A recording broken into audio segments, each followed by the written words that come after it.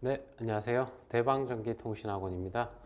오늘은 여러분들이 준비하시는 통신선로 기능사의 필기에 대해서 간략하게 설명하는 시간을 갖도록 하겠습니다.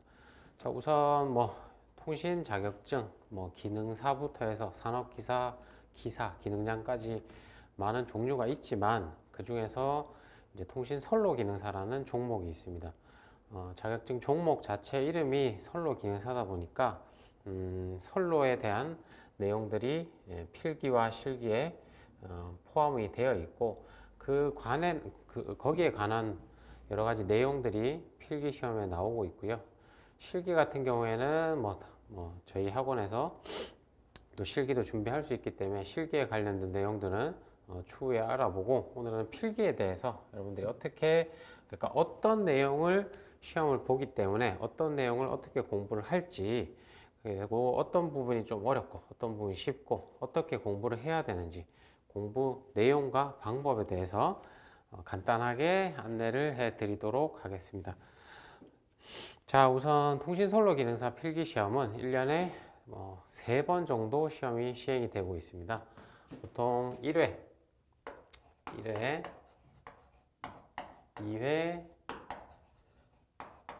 4회 시험으로 해서 1회 총 3번 필기와 실기 시험이 시행이 되고요. 필기 시험 날짜를 기준으로 말씀을 드리면 보통 통상적으로 이제 통계를 내어보면 1회 같은 경우에는 보통 3월에 시험이 이루어지고, 2회 같은 경우에는 필기 시험이 보통 한 6월, 4회 같은 경우에는 9월 말 또는 10월 초, 그래서 10월이라고 얘기를 할게요. 그래서 이렇게 1년에 3번 필기 시험을 볼 수 있다. 이건 누구나 볼 수 있기 때문에 여러분들이 희망하시는 회차에 원서 접수를 하시고 필기 시험을 응시하시면 되겠습니다. 자, 이때 필기 시험을 보고 나면 여러분들께서 이제 실기를 준비를 하셔야 되고, 실기 같은 경우에는 보통 필기 시험이 있고 나서 대략적으로 3월 초에 필기 시험을 봤다 하면 보통 한 4월 말 정도에, 2달은 안 되고 한 6주, 7주 후에 실기 시험이 시행이 됩니다. 아시겠지만 필기 시험을 합격하신 분들만 실기 시험을 응시를 할 수가 있고, 따라서 여러분들은 이제 필기를 먼저 우선적으로 공부를 해 주셔야 됩니다.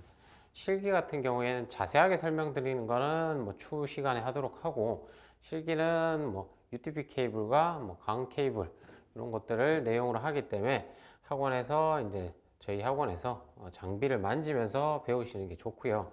필기 같은 경우에는 시험이 3번 있고 그 한 번의 시험을 어쨌든 목표로 하셔서 공부를 하실 텐데, 여기 어떻게 보면 시험은 그렇게는 어렵지 않다 이렇게 말씀드릴 수 있습니다. 왜냐, 다른 기능사들도 마찬가지지만 자격증의 등급 자체가 기능사이기 때문에 같은 범위라고 하더라도 기사나 기능장에 비해서는 출제 수준, 난이도가 낮다 이렇게 말씀을 드릴 수가 있습니다. 그래서 여러분들이 공부하실 때 너무 어떤 내용을 공부한다고 했을 때 너무 깊게 공부한다 이렇게 공부하시는 것보다는 어떤 부분에 대해서 전반적인 지식에 대한 내용을 물어보기 때문에 깊게 공부하는 것보다는 포괄적으로 간략하게 공부하시는 게 좋다 이렇게 말씀을 드릴 수 있고, 기능사기 때문에 필기 시험은 60문항으로 이루어져 있습니다. 60문항.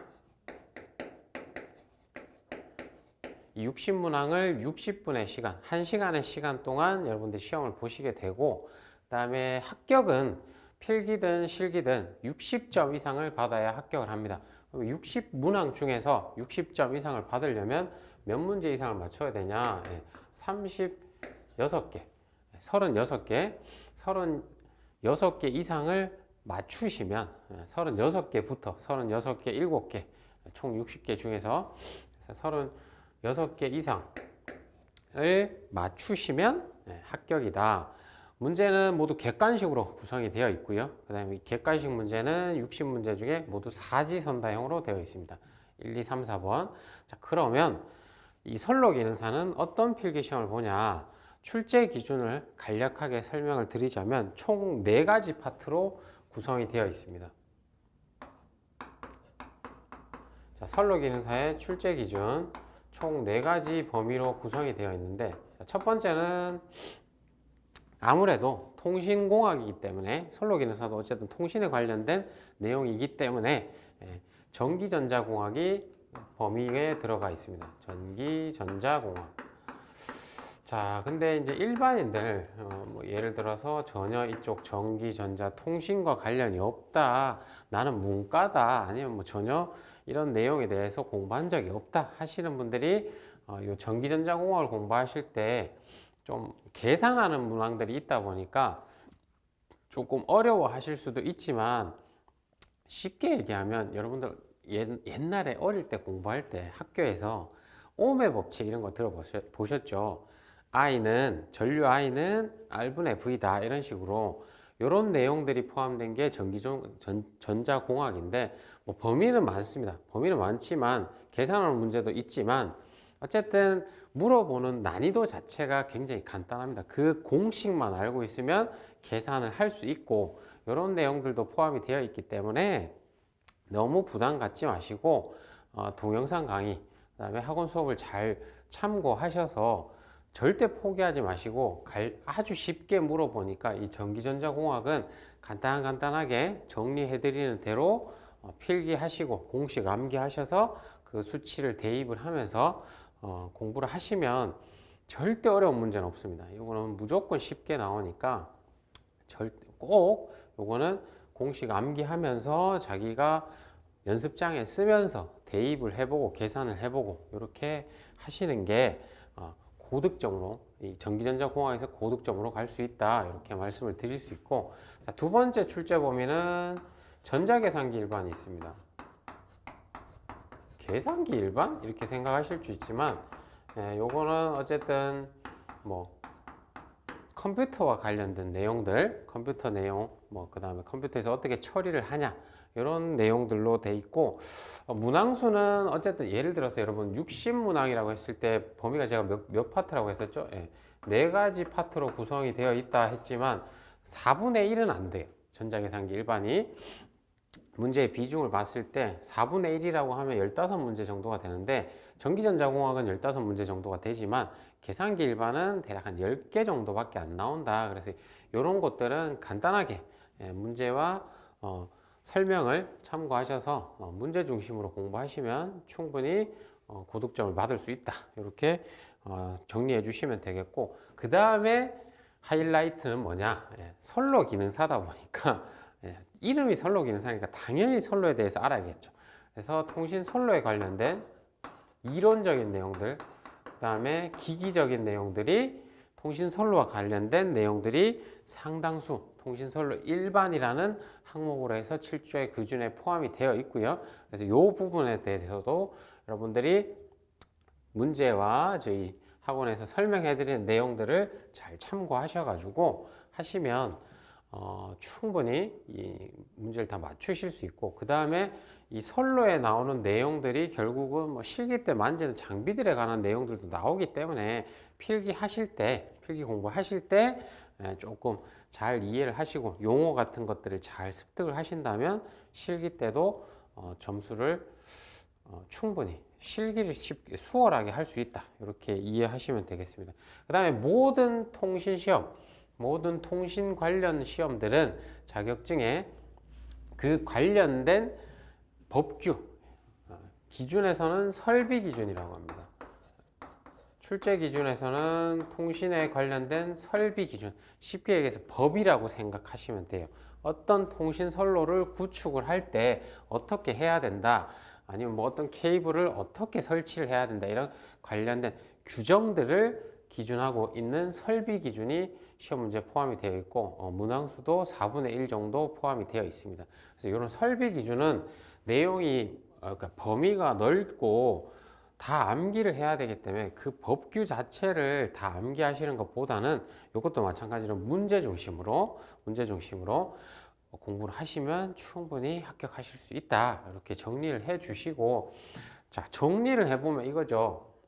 내가 어떤 시험을 도전을 하겠다, 1회든 2회든 4회든 도전을 하겠다 했을 때는 대략적으로 한 달 내지 2달의 기간을 잡고 한 달에서 두 달 정도의 기간을 잡고 저희 학원 강의를 잘 활용을 하셔서 필기 시험을 준비를 해 주시면 되는데, 60문항 중에서 이 네 가지 범위 중에서 어떤 게 어렵냐 쉽냐 그런 건 없습니다. 그냥 골고루 잘 공부를 해 주시면 되는데, 이 전기전자공학은 아무래도 이 공식이나